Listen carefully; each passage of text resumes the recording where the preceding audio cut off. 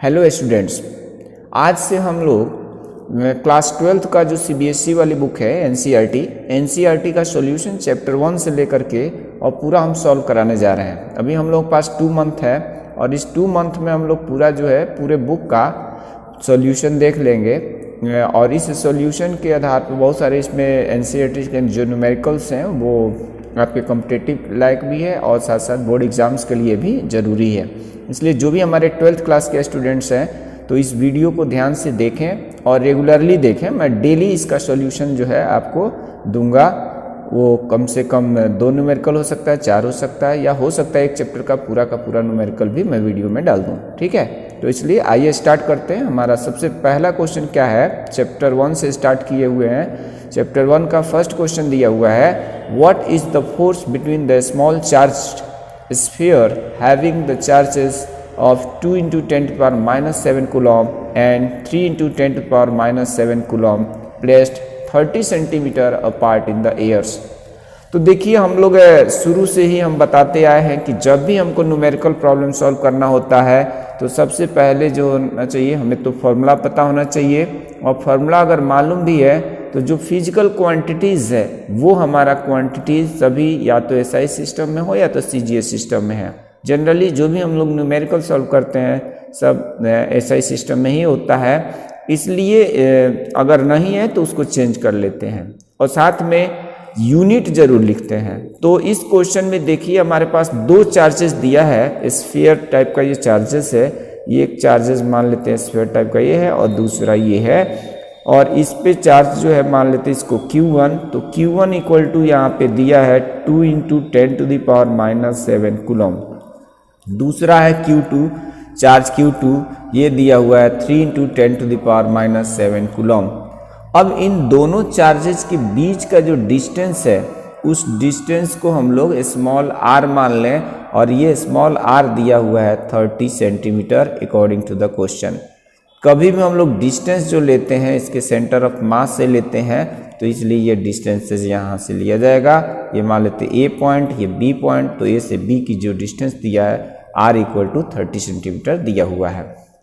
लेकिन ऊपर हम देख रहे हैं कि जो चार्ज का यूनिट है कूलम में है और ये डिस्टेंस दे रखा है सेंटीमीटर में, इसलिए क्या करेंगे इस सेंटीमीटर यानी डिस्टेंस को हम क्या करेंगे मीटर में कन्वर्ट कर लेंगे। ये सॉल्यूशन में इसका देखिए यहाँ पर Q1 equal to 2 into 10 to the power minus 7 and Q2 equal to 3 into 10 to the power minus 7 coulomb. R equal to दिया है 30 सेंटीमीटर।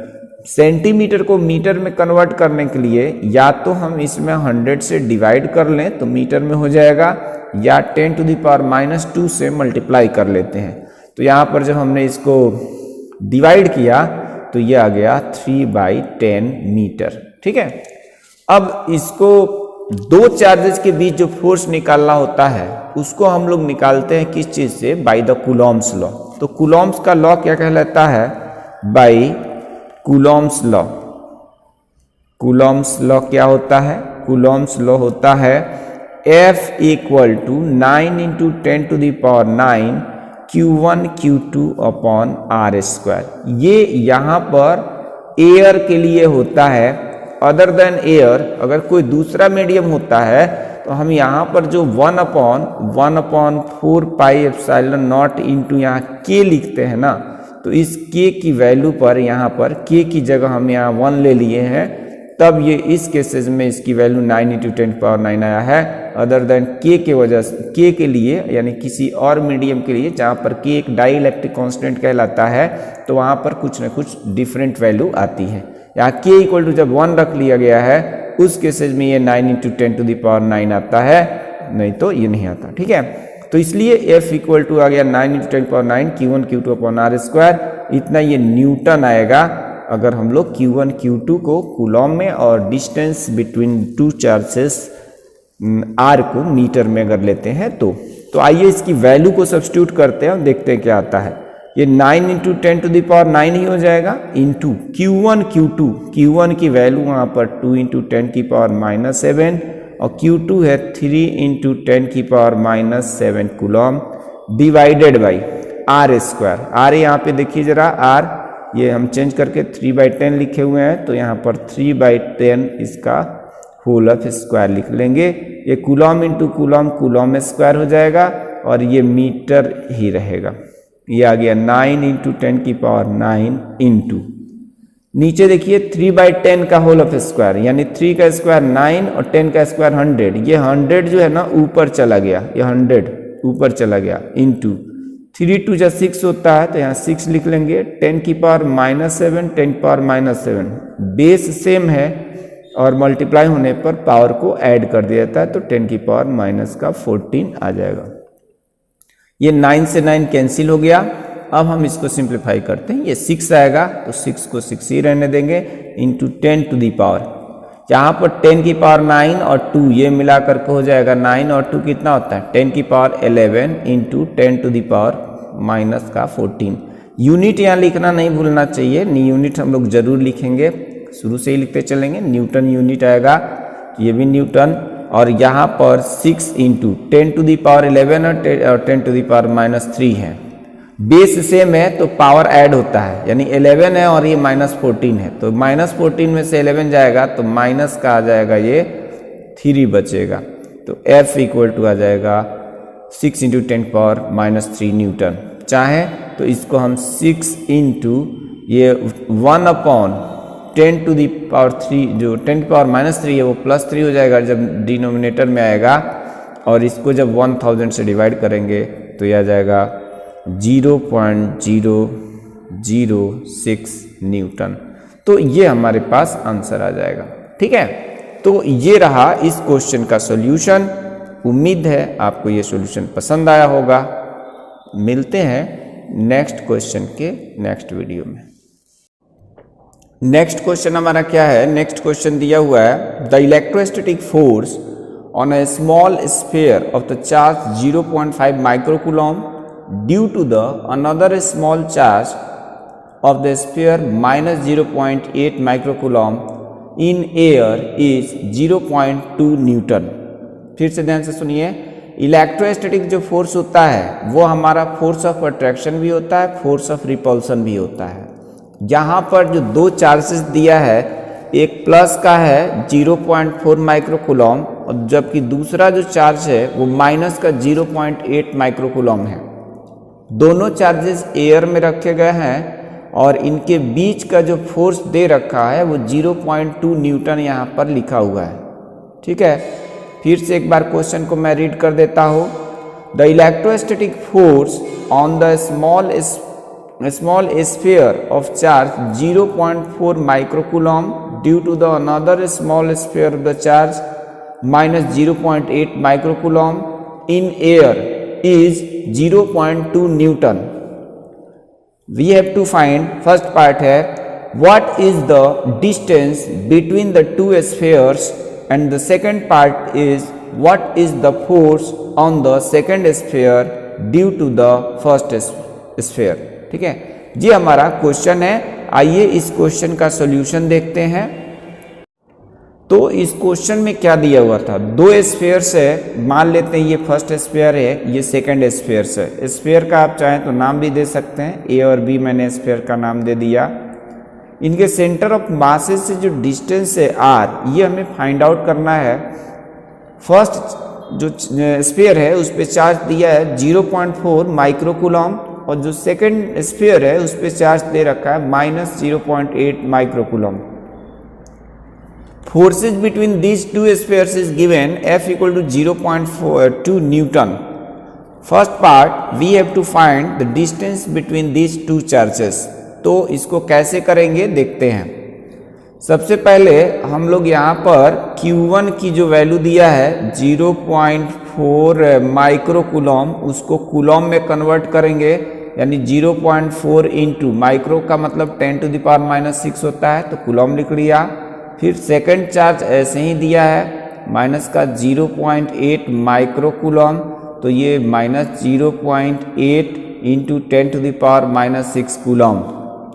अब फोर्स जो होता है एक वेक्टर क्वांटिटी होता है, F दिया हुआ है 0.2 न्यूटन। फोर्स जो होता है एक वेक्टर क्वांटिटी होता है, तो जब हम फोर्स की वैल्यू निकालेंगे by using the Coulomb's law, यानी 1/4 pi epsilon not, 4 pi epsilon not, के जगह 1 हो जाएगा क्योंकि उसने लिखा हुआ है एयर में फोर्स की वैल्यू दिया हुआ है, और यहाँ पर Q1 Q2 upon R square for air के इक्वल टू है 1। डाइलेक्ट्रिक कांस्टेंट की वैल्यू यहाँ पर 1 हो गया, इसलिए यहाँ पर जो 1/4 पाई एप्सिलॉन नॉट की जो वैल्यू आती है वो 9 × 10⁹ आती है। Q1 की वैल्यू अब हम यहाँ पर लिख लेंगे 0.4 × 10⁻6 कूलम इंटू, अब यहाँ थोड़ा सा ध्यान दीजिएगा, हम लोग जो दूसरा हमारा जो चार्ज है Q2, उस Q2 को निगेटिव साइन के साथ नहीं लिखेंगे क्योंकि फोर्स का यहाँ पे हमको डायरेक्शन बताता है, पॉजिटिव या निगेटिव, यानी दो सेम चार्जेस होते हैं तो फोर्स ऑफ रिपल्सन लगता है, यानी प्लस प्लस होगा तो भी फोर्स ऑफ रिपल्सन होगा, और माइनस माइनस हो तो भी फोर्स ऑफ रिपल्सन होगा। यहाँ पर प्लस और माइनस दिया फोर्स ऑफ अट्रैक्शन होगा, तो यहाँ पर जब भी हम लोग कूलॉम्स लॉ का फॉर्मूला यूज करेंगे तो वहाँ पर हम फोर्स का नेचर बताएंगे इस चार्ज के नेचर को देख करके कि चार्ज कैसा है। अगर दोनों अपोजिट चार्जेस हैं तो अट्रैक्ट करेगा, और सेम चार्जेस है तो रिपेल करेगा। तो इसलिए यहाँ पर केवल हमको मैग्नीट्यूड लिखना होता है, तो Q2 की जो वैल्यू माइनस का लिखा है हम उसको माइनस का नहीं लिख कर केवल प्लस का ही लिखेंगे, केवल मैग्नीट्यूड ही लिखेंगे, ठीक है, डिवाइडेड बाई R के जगह पर R की वैल्यू हमें फाइंड आउट करना है तो R² लिख दिया। F जो दिया हुआ था वो 0.2 न्यूटन है, तो यहाँ 0.2 न्यूटन लिख लेंगे, ठीक है, ये न्यूटन हो गया, ये कूलॉम इंटू कूलॉम, और ये R की वैल्यू जो आएगा वो मीटर स्क्वायर में आ जाएगा बाद में। तो अब इसको थोड़ा सिंप्लीफाई करते हैं, यहाँ पर हम थोड़ा ध्यान दे लें तो क्या हमको दिखाई दे रहा है, अगर हम ये 0.2 से 0.4 को 0.8 को कैंसिल करें तो बहुत ईजिली ये कैंसिल हो जाएगा। नहीं समझ में आता है तो आप क्रॉस मल्टीप्लाई करिए, R² को इधर मल्टीप्लाई करेंगे तो इधर आ जाएगा, और 0.2 को जो है उसको हम डिनोमिनेटर में भेज देते हैं, ये 9 × 9, और ये 0.2 को हमने यहाँ भेज दिया इंटू ये 0.4, और ये 10⁻⁻6 × 10⁻⁻6 दो बार है तो ये 10⁻⁻12 हो जाएगा, और इंटू 0.8, इसको इससे कैंसिल किया जाएगा 0.4 आ जाएगा, सॉरी ये जो है ना 0. तो केवल 4 आएगा, ये केवल 4 आ गया, 4 से इसमें 0.2 में मल्टीप्लाई डिवाइड करेंगे। तो अब यहाँ पर क्या आ रहा है कि इसको हम लिख सकते हैं, 9 को 9 ही रहने दिया, 10 की पावर यहाँ पर 9 है, यहाँ -12 है, तो 10 की पावर कितना बन जाएगा, ये 10 की पावर 9 और 10 की पावर 12,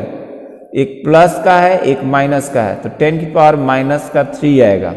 0.4 को हम 4/10 लिख लेते हैं इंटू, ये एक 4 है ही, अब ये क्या बनेगा, यहाँ से 4 × 4 दो बार आ रहा है, और ये है 9, तो हम ऐसा करते हैं, इसको लिख सकते हैं 9 इंटू, और ये 4 × 4 ऐसे ही रहने देते हैं, इंटू 10 की पावर, ये 10 की पावर -3 है, यहाँ पर है 10 की पावर 1, जब ये न्यूमरेटर में जाएगा तो 10 की पावर -4 आ जाएगा, तो R² इक्वल टू हमारे पास इतना आ गया। अब इसका जो हम क्या कर सकते हैं, परफेक्ट स्क्वायर बन रहा है, 9 को हम 3 का स्क्वायर लिख सकते हैं, और 4 × 4 को 4 का स्क्वायर लिख सकते हैं, इंटू 10⁻⁻4 को 10⁻⁻2 का होल स्क्वायर लिख सकते हैं, या चाहें तो इस होल टर्म को, यानी 3 × 4 × 10⁻⁻2 इस होल टर्म को का स्क्वायर भी लिख सकते हैं। तो इधर भी हमारा R का होल ऑफ स्क्वायर है, राइट हैंड साइड में भी R का होल ऑफ स्क्वायर है, दोनों साइड जब होल ऑफ स्क्वायर है तो क्या होगा, हम लोग दोनों साइड का स्क्वायर रूट ले लेंगे, जब स्क्वायर रूट ले लेंगे तो R इक्वल टू हमारे पास बचेगा 3 × 4 होता है 12 इंटू 10⁻⁻2, इतना आंसर आ जाएगा, ये मीटर में, ठीक है, स्क्वायर रूट ले लिया। निगेटिव साइन क्यों नहीं लिया स्क्वायर रूट में, क्योंकि डिस्टेंस जो होती है कभी भी निगेटिव नहीं होती है, डिस्प्लेसमेंट हो सकता है, डिस्प्लेसमेंट 0 भी हो सकता है, निगेटिव भी हो सकता है, पॉजिटिव भी, लेकिन ये डिस्टेंस था, डिस्टेंस बिटवीन 2 चार्जेस, तो इसलिए यहाँ पर हम लोग क्या करेंगे, ये R जो होगा हमारा पॉजिटिव आएगा, ठीक है। तो ये इसका सॉल्यूशन रहा। और इसको हम पॉइंट में जब कन्वर्ट कर देंगे, 12 इंटू 10⁻⁻10 है, तो 12 और 10 टू दी पावर -12 को हम अपॉन में करके 1/100 लिख सकते हैं, 100 से डिवाइड कर देंगे तो ये आ जाएगा 0.12 मीटर। ये इसका आंसर हैगा इस क्वेश्चन का। ठीक है, उम्मीद है आपको ये सॉल्यूशन पसंद आया होगा। अगर हमारा ये वीडियो पसंद आया तो आप हमारे चैनल को अभी तक अगर सब्सक्राइब नहीं किए हैं तो सब्सक्राइब कर लीजिए। बाकी जो है हम कंटिन्यूअसली वीडियो डालेंगे क्लास 12th के सॉल्यूशन के लिए, और फिजिक्स का पेपर होने वाला है CBSE का, तो इसलिए हम लगातार जो है इसका सॉल्यूशन डालते रहेंगे, एक एक चैप्टर का करके और पूरा कंप्लीट कराएंगे। वीडियो देखने के लिए धन्यवाद। मिलते हैं नेक्स्ट वीडियो में।